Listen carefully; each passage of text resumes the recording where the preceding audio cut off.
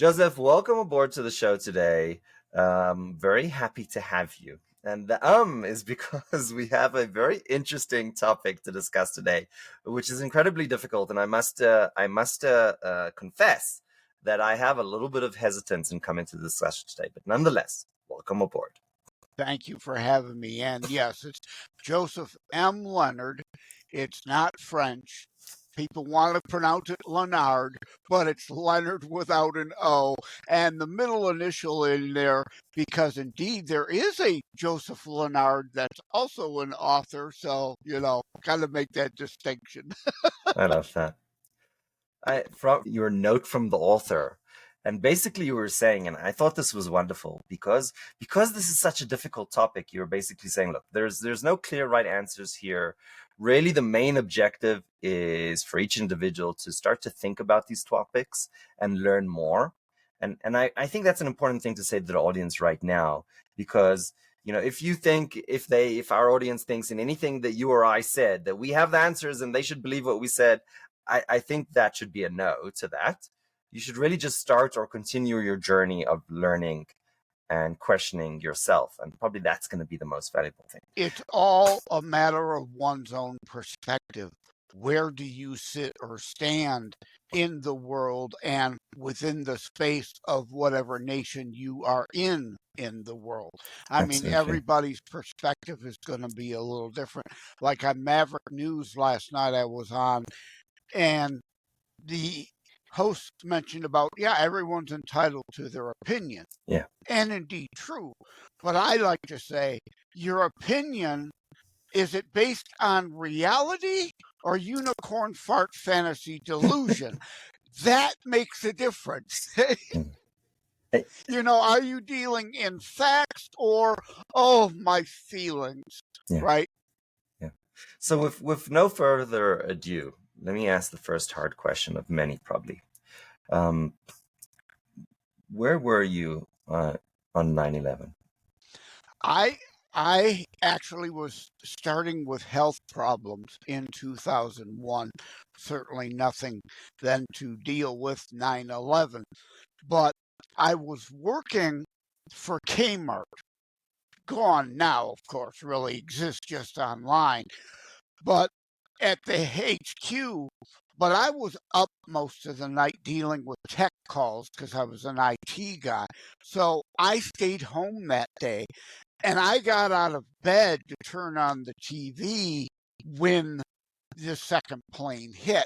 So I was home and then able to sit down and start to absorb that. But as the saying goes, there but for the grace of God go I. I was in New York at the Trade Center just a couple weeks before.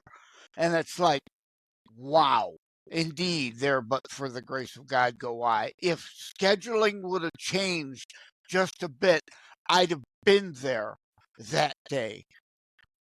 What was going through your head that moment that you understand that terrorists basically brought down the Twin Towers?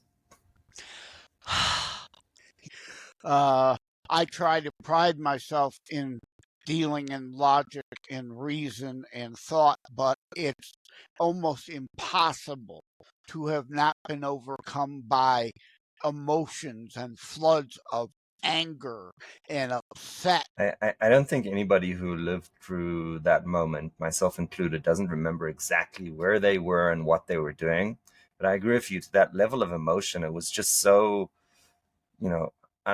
unexplainable. It was just so much. And so actually at that moment that I learned, I thought that, because I didn't see the TV, somebody told me, I thought they were joking. I thought that it was a very poor joke because I didn't think it was possible. Actually, I refused to believe it initially. My first was like, no, that can't be true. Like, how could that be true? Well, unfortunately, it was, I think, kind of an inevitability. And I don't, some try to say, well, it was a false flag, or it was indeed definitely a black swan event. It came out of the blue for most people. But there were people on the inside of our security and intelligence apparatus that, you hear why didn't we connect the dots that had those pieces of the dots? And indeed, did they not connect them, or did some of them actually know it was coming and allow it to happen? I don't normally deal in any of that. It happened. That's the reality by which to move forward from. No one forced them to do what they did. But as I discussed in Terror Strikes Coming Soon to a City Near You, Project Bojinka, and other events that were thwarted told us something like this would be attempted at least, and we should have indeed been better prepared and able to handle it when it did. So, I mean, what would bring a organization to take an action which is so radical and so um, I don't know how to say it except for crazy, right? Basically attacking civilian life. Like, how could there be such a discrepancy between, at least the attempt to really attack military targets in many cases, right? In war, we try to go after military targets. War Like is an the all Pentagon that day like the was. Pentagon, right? So Yeah. one of them actually did go after a military target. Ironic, I don't know if this is ironic or not, but ironically, the one that went after the quote unquote military or government target, that one was actually thwarted, and the two that went after civilian targets are the ones that hit. Yeah. Well, But let me correct that. It wasn't thwarted. The Flight 91 that's right. over Shanksville that we uh the conjecture or speculation is would have been aimed at the White House or our congressional building. The one that hit the Pentagon was just apparently their ability to fly wasn't as good. And obviously, it's harder to hit a 4-story building than it is a honking 110-story sliver in the sky, really, to come at. So they just weren't capable of hitting it as I'm sure they hoped and thought they would. No missile or anything took it down. It is just they did a bad job on that target. Not to sound cold, but militarily speaking, that's the analysis that I would give to it. So why even go after civilian targets? I mean, how does this Well, make sense? again, I try to pride in logic and reason. The justification, which we may or may not agree with, I don't think it's a good one. Attacking civilians is, if you want to be taken legitimately serious as a fighting force and that you are supposedly fighting for good, that your cause is good, targeting civilians or conversely, hiding behind civilians as human shields is, is just, how do you think that's a good optic? Right. But the argument would be that it was a legitimate economic target against the United States, with New York being our, some would argue, the world's main financial center. And could they hit the stock exchange with a plane? Not likely. That was a symbol of our economic prowess, and therefore, in some people's minds, I guess, they deem it legitimate military target. I mean, I could imagine that there are hundreds of targets that might have created, you know, bigger economic damage, right? Hit the ports, hit, energy, hit, like, there were many ways that could have been as economically, let's say, hit the United States, but not create the emotional devastation. So it kind of leads me to believe that there was and we call it terrorism, I guess, for a reason. There's an emotional aspect to this. Yeah, the terrorism in itself, by definition, is to inflict a pain on peoples, to draw an emotional response in the hopes that you, through fear, manipulate them into actions you prefer them to take than what they would necessarily originally take. And I hate to have to do this, but I have to give the disclaimer. We're talking about Islamic fundamentalists that particular time, right? The disclaimer: not all Muslims are terrorists, not all terrorists are Muslims. In my terror strike books, there's a chapter, Tokyo, on the Shinryoku Christian cult terror attacks on the subways there. So, and I coined the term geishas, Global Islamic Jihadist Interim Army Soldiers. That to me kind of denotes connotation of Nazi, right? We're talking about, like, in Germany, only 10%, it is said, of Germans were Nazis. And look how that turned out. It doesn't take a large percent. It is said of the United States, only about 1% of our society in the late 1700s wanted to break from England.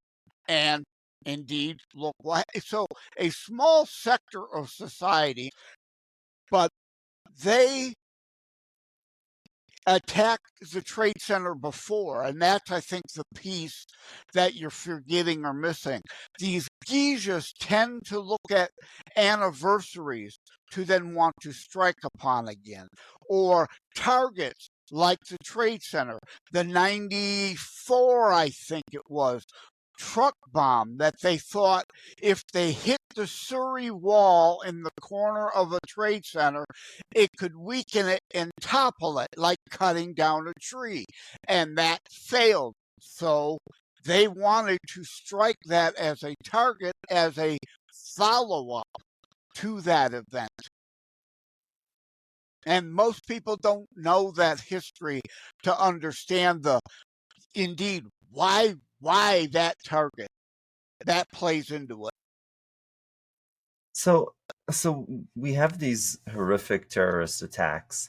There is definitely an intent here to strike fear into not only the hearts of Americans, but people all over the world.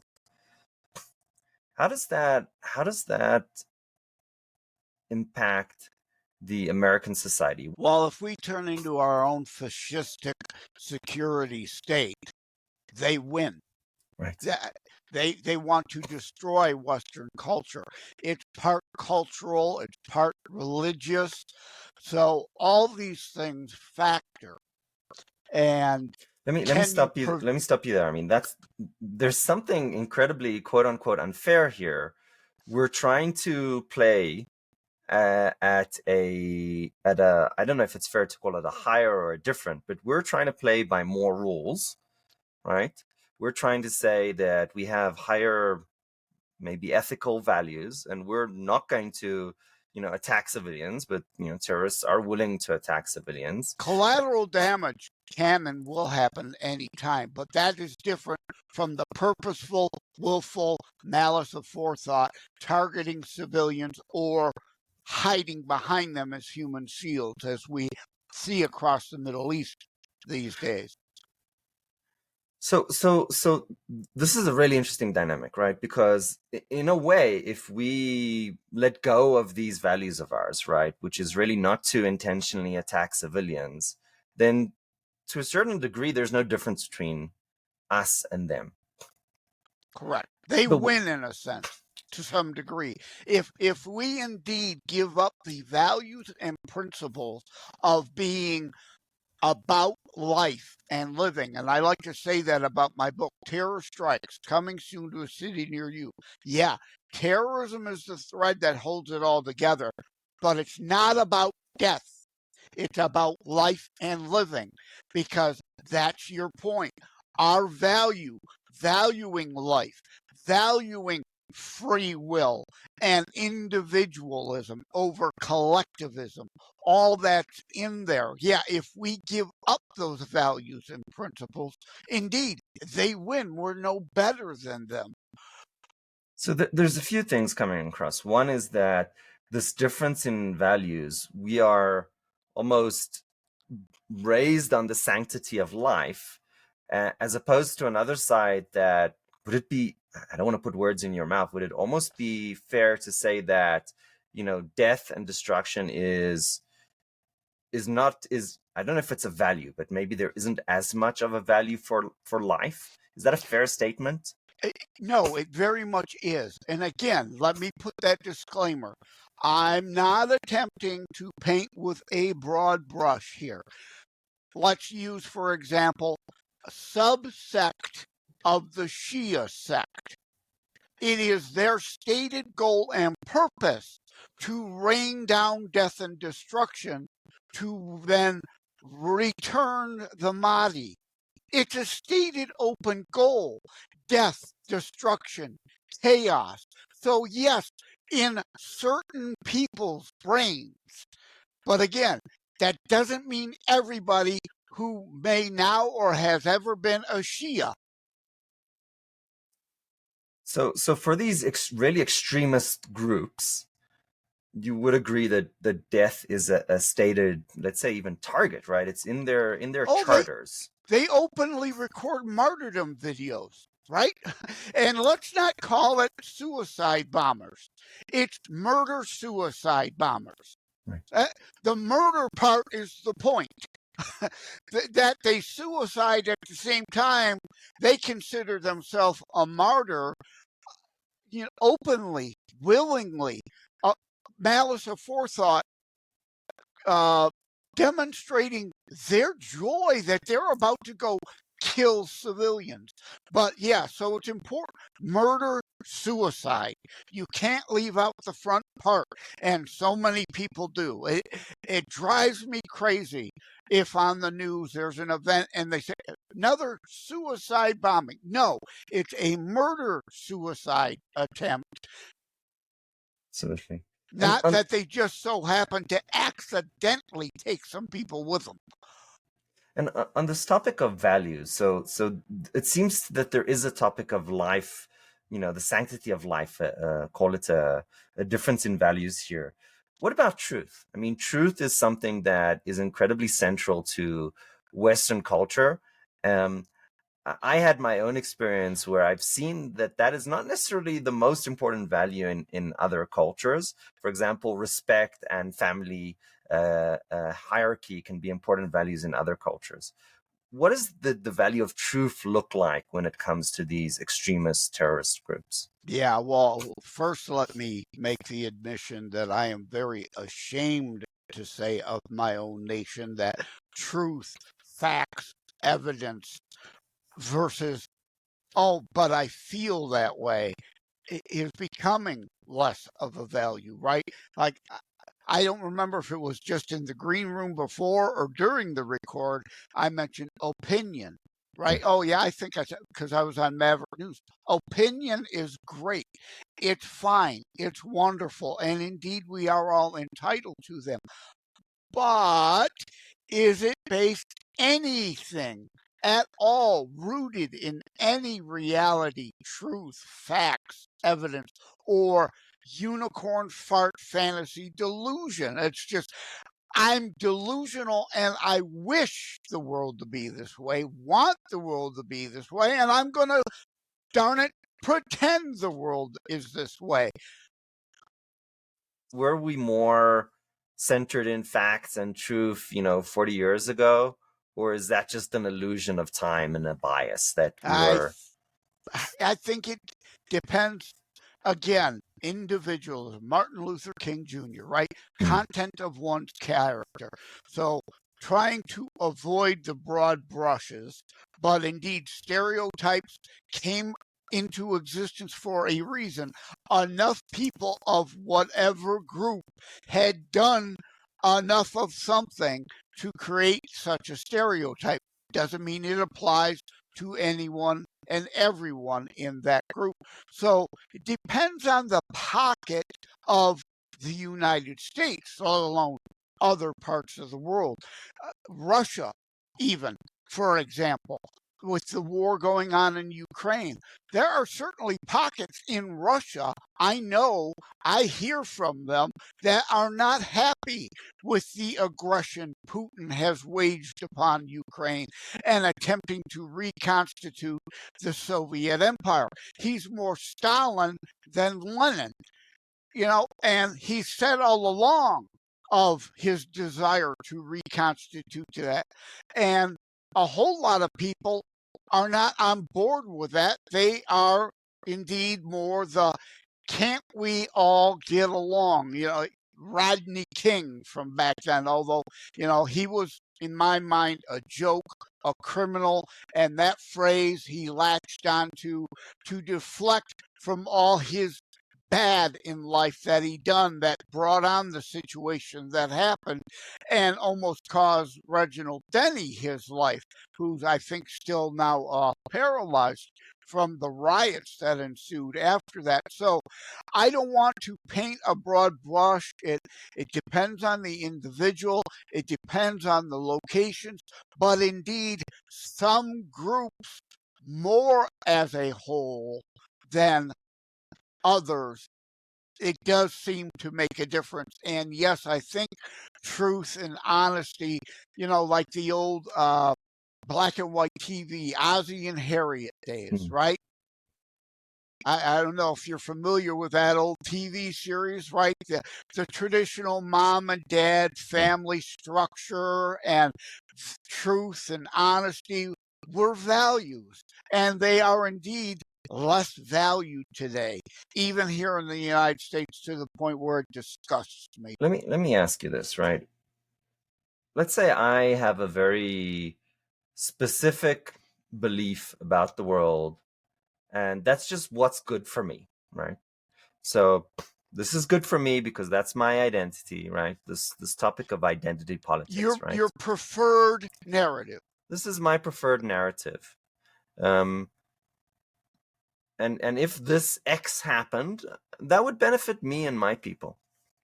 On the other hand, let's say you have the counter to X, Y. If that happened, it would benefit you and your people. Why would it even matter to me? Why is it important for me even to deal in truths?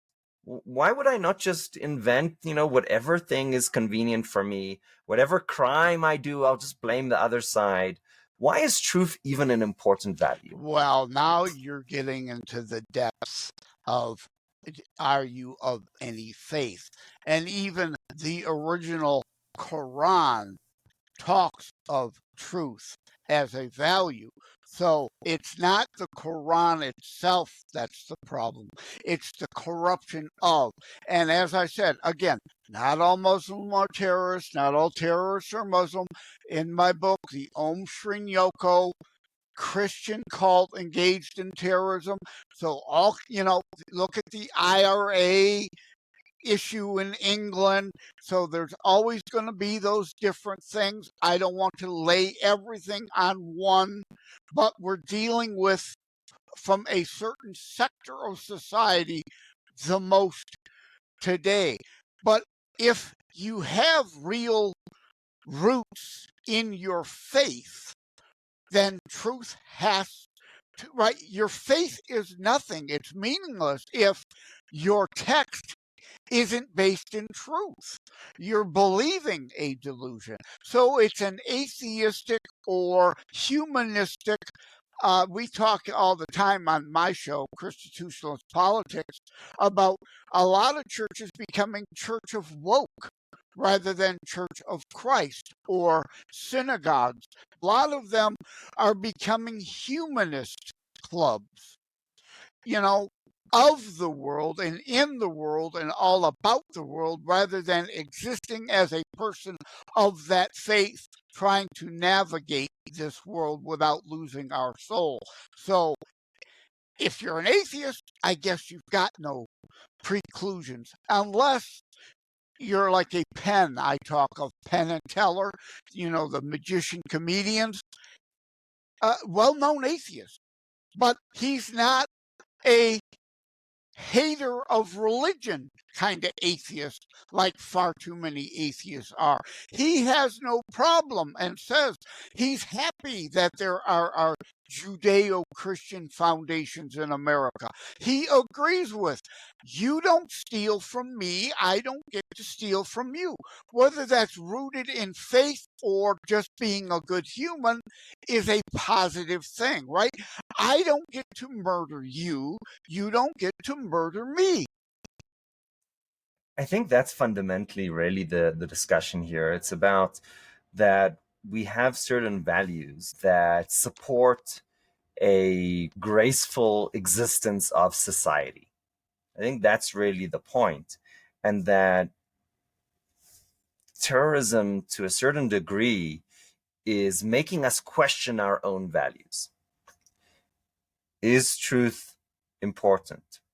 Is life important? Or is taking of innocent life, clearly innocent life, the people at the Trade Center were not connected to any type of war, aggression activities. Is that a legitimate thing to do for the quote unquote resistance of any type? And we're not going into any kind of Right. political Well, thing. I want to go back to Penn again. It's just being a good human, Right. whether religious based or not. Now, rooted in the Torah and or the Old Testament for me as a Christian, it really is thou shalt not murder innocents. That's the actual commandment. It's not thou shalt not kill. The Bible, the Torah, all the religions lay out exceptions where a killing is justifiable. And it's the root of our law in the West, right? Exodus 22:2. A thief in the night dealt a fatal blow. You're not guilty of murder. You have killed, but you didn't murder. That was a self defense situation. Unless if you're standing over the body with a Glock and a 30-round clip and you empty 30 bullets in them, right? Then that's a whole other thing. So, so we have this idea of life and truth. What about freedom of speech? There seems to be yet another difference here in values, and we've heard from home where anytime we don't like something, and this is on the left and the right, we're kind of like, oh, okay, let's censor that. But to a certain, well, we have a constitution. So how does this balance? Like, should we be going down this path of some things we should censor? Well, I want people to expose themselves, right? Uh, you, for those hearing on audio, I'm rubbing my bald head. And it wasn't really a hairdo choice. I had cancer in 2010, leukemia, and when it came out, I decided, okay, I'm going to shave it, right? And of course, if this were the 80s, I'd be accused of being a neo-Nazi, right? Skinheads. Today, those assumptions, thankfully, aren't necessarily left to that conclusion. But let me make this generic. Let me say you have the right all day long to hate people with bald heads. And you have every right to express your dislike and disdain for people like me with a bald head. All day, all night. Hate speech is protected speech, and the answer to bad speech, as you and I would define it, is more speech to counter them. And again, I want to know who the haters are and let them express it so I know to either avoid them or be prepared to counter them with my own words. Like one article I have on beforeitsnews.com, anti-Semite, 3 talking points dismissed in 5 minutes. Because social media, I encounter them all the time. And okay, I've got this article, share it with you, instantly block you. No pun on your name intended. Although, again, people, we gotta Got to keep a sense of humor or we'll go crazy, even with the serious topics. But I want them to express it.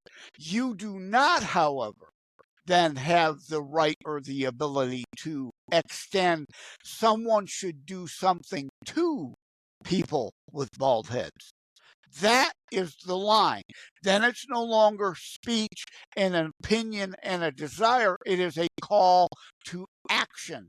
It is an incitement. And that is violation of law. It's like the old yell fire in a crowded theater thing, right? That idiot on the court that coined that phrase has been dismissed over and over. You can yell fire in a crowded theater. But that's not a matter of opinion. Either there is fire or there isn't. And if there isn't, you incited potential harm to others. You are guilty of fraud and or fraud in the inducement or incitement. Unless if you can prove to a jury of your peers, I honestly really thought there was a fire, which would be a tough task. So the yelling fire in a crowded theater is a horrible example, whereas I like to think my people with bald heads example is a better one. Why not go to the side of not only not allowing incitement, let's just not allow anything that's negative. So if we start going down that path Anarchy, of total why anarchy. why does the prohibition of let's say hateful speak, not even insightful speak, but hateful speak, why does that lead to anarchy? That's a non-trivial understanding, I think. Well, hate speech does not necessarily lead to anarchy. The other is if incitement is allowed and harm to come to others is allowed, that is indeed anarchy. Now, in a way, some might argue that's biblical. I would argue it's not. Free will. We're given free will, and therefore some might argue what I choose to do with that, me, only what matters for me, what's good for me, hey, is valid. I don't think that's true, but certainly the argument can be made. But yeah, an anarchy system, and let me make clear, like groups like Antifa here in the US, they may use anarchist tactics, but they're not anarchists. They just want chaos to undermine the current system, like terrorists do too. Create terror because they want to bring down an existing system to then institute their own fascistic, commie fasci sociis, as I call them, blend their own governance where they are the ruling elites and lord over all else. They don't like the current, we are individuals with free will and choices with some limitations system that there is. They would rather have us have no options, no choices, no freedoms. They use anarchist tactics, but that's not their aim. And that's such an interesting paradigm, this idea that if there's a system and you don't like that system, well, in essence, there's two, if we oversimplify, there's two options. One is we build a new system from scratch, ground up. The other one is, well, let's figure out what's wrong with the system and try to fix it. When we say anarchy, basically what these people have, maybe logically or illogically, or maybe even haven't come to this conclusion, but how I perceive it is that they're like, okay, this system is unfixable, so we're going to burn it down by whatever means possible, and then we're going to build up a new system. Now, my concern when it comes to anarchistic views is that, well, will they build up a better system? Is it going to be any better? They will always claim it. They're always claiming, they're utopia. Well, when you point out, well, what you want's been tried over and over and fails. In the United States, people don't recognize this. Communism was tried. Community is biblical. I talk on my show about this all the time. Free will, like It's a Wonderful Life. It's coming to be Christmas time. That'll be on TV channels all over. But people don't look at the politics of it. Community is biblical. It is of our own free will. It's a Wonderful Life. The savings and loan is an example of community. We join the savings and loan or the credit union for our and others' benefits, but it's not communism, which is force and theft. We can choose as individuals to come together in biblical community, or there's communism, which is forced upon you. And everywhere it's tried, it fails. It was tried in the United States, the Bradford colony. People hear about the Mayflower Compact. What they don't hear is it was a commie compact, a commonwealth, a collective. Everyone was supposed to put in and would get out equally regardless of what they put in. And of course, Atlas shrugged because, as Jesus said, the poor will always be among you. That's not an economic statement. It's not a governance statement. It's a human nature statement. If you allow someone to get equal of everything by putting less and less in, some lazy people will do that. And eventually, as the saying goes, there's more in the cart to be pulled than can pull the cart. So communism was a failure in the United States.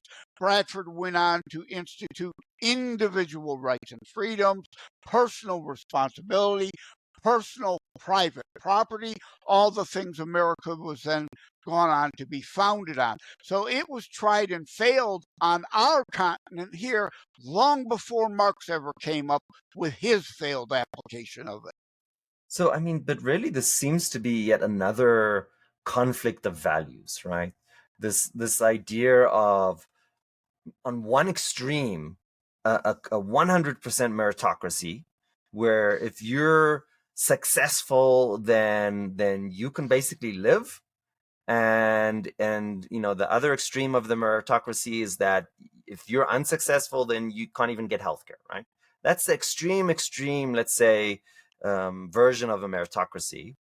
On the other hand, right, of the spectrum, we have communism, where it's, each according to their ability, to each according to their need, where 100% of the extreme communism versions in the world have failed in economic disaster.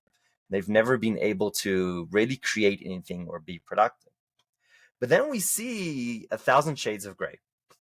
America, to a certain degree, is closer to a meritocracy than European nations who have more socialistic values, right? Complete right, you have anarchy, no governance. On the left, you have fascism, communism, socialism, even monarchy, a ruling elite top down over all. Yeah, and that's where faith comes back again. You are to want to be your brother's keeper, not forced to be your brother's keeper. So, right? I mean, I think we both would agree that both extremes have danger in them. Absolutely. There's no, it's not that extreme meritocracy is good, and it's not that an extreme socialistic environment is good. It's really somewhere on the gray area. So, how do we even decide? Do we want to be more to the left or more to the right? Is there even an answer? Is there a logical way to come at this? Again, logic, but there is feeling involved and faith involved. Again, we are to want to be our brother's keeper. And that's where charity is supposed to come in, as opposed to forced communism through threat. Going back to an anarchist, if someone were truly an atheist anarchist, they would want a complete meritocracy. Me, what do I get? How can I get it? When can I get it? And no one else matters. But people of faith, we are to want to care for one another. And it's how it's done as to opposed to how it should be done in our thought, in our opinion, is the logical way to do it. And again, going back to the poor shall always be among you, recognizing human nature. And communism refuses to do that. I think there's something, and I think this is an under stated value, that there's something wonderful about the dichotomy of governance in the United States. And what I would argue is that having the left and the right kind of take up in arms on opposing sides of the spectrum to a certain degree actually creates a balance. And I think that that balance and that argument is actually creating a form of checks and balances where it kind of keeps us on this middle ground. So I would almost argue that I don't know what the right answer is, but I think this never-ending almost fight of us thinking about it, talking about it, that's what's going to keep us in the safe zone. Because we know there's a broad safe zone, but if we go beyond that safe zone, everything falls apart. Either direction, left or right, of the ultimate far extreme of the spectrum. I agree. Go back to meritocracy. There's, in my mind, logically, common sense wise thinking, more merit to as much of that as possible, because it then deals with those who refuse to do for themselves. There is a not a punishment for it, but you know, if you're not willing to work, you don't eat, unless if you're disabled and can't do for yourself. Those who choose not to do, then all right, you don't have anything. You've got to do in order to get something and be part of productive society.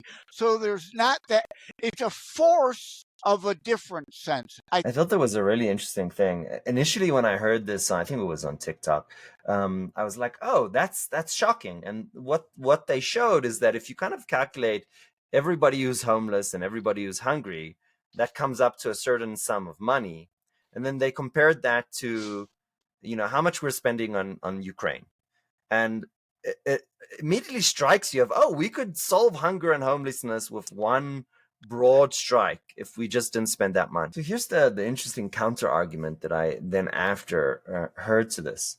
If we would kind of solve homelessness, right, overnight, that means we give a home to every single homeless person. But not every one of them wants one. Some of them choose to be there. They want to be there. That's their preference. That's such an unintuitive point, but I did actually hear, I can't remember which state this was, I think it was Florida. The chief of police was basically saying these people just want to be left alone. But for sake of argument for a second, if we kind of solve the problem, right, we put all that money down, then really the guy that explained this to me was an economist. He said, look, what you've done is you've made it very attractive to basically have free living, because if you're, all you have to do is you're homeless, you get a free house. Basically, that's how we solve homelessness. So what he said to me, yourself homeless, right? Declare yourself homeless. Now you get a free house. So what he said to me is that basically the fear of being homeless is what keeps many of us productive. And by solving homelessness, actually what might happen in a very real sense is that you might double homelessness. So if it took $1 billion to solve homelessness, now a whole bunch, maybe 20-30% of the population is like, well, why am I working so hard?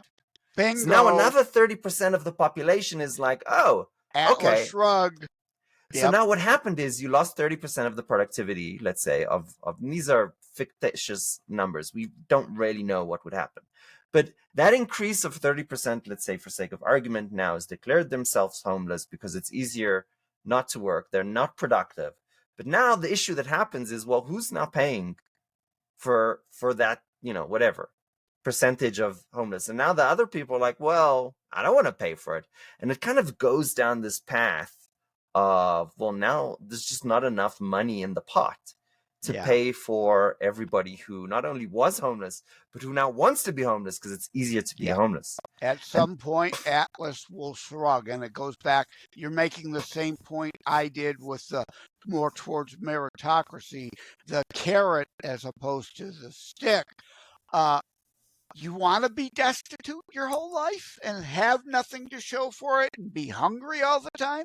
Or you want to get off your duff and work and actually earn a keep and feed your belly and your kid's belly and that, right? It's that same situation. Too many in the cart to be able to pull the cart. and ironically, this concept of hard work is also a somewhat um, religious value, right? Should we work hard? Should our life be about serving and serving others and generating value? It's such an interesting discussion. Joseph, thank you so much for coming on the show today. Really, our only agenda today was to push people to think, to ask themselves questions, and to learn and explore more. I truly don't believe that there is a right answer, but I think if we were all, and I believe that you agree with me, and I can see you nodding your head for those of us who are not on video. I truly believe that at least if us all were a little bit more smarter about these issues and understood that there's more shades of gray as opposed to right and wrong, I think we would all benefit for that. So Yeah. I I've appreciate you got coming on two the show today. shows on the issue of gray area entirely. Exactly. And you conduct your show like I do mine. No agenda, no script, whatever rabbit holes open. And I think this was a very productive session. Thank you for having me. I really appreciate it. And people can reach out to me through Joseph M. Lenard. Again, not Lenard, Leonard without an O, josephmleonard.us. Joseph, thank you so much for today.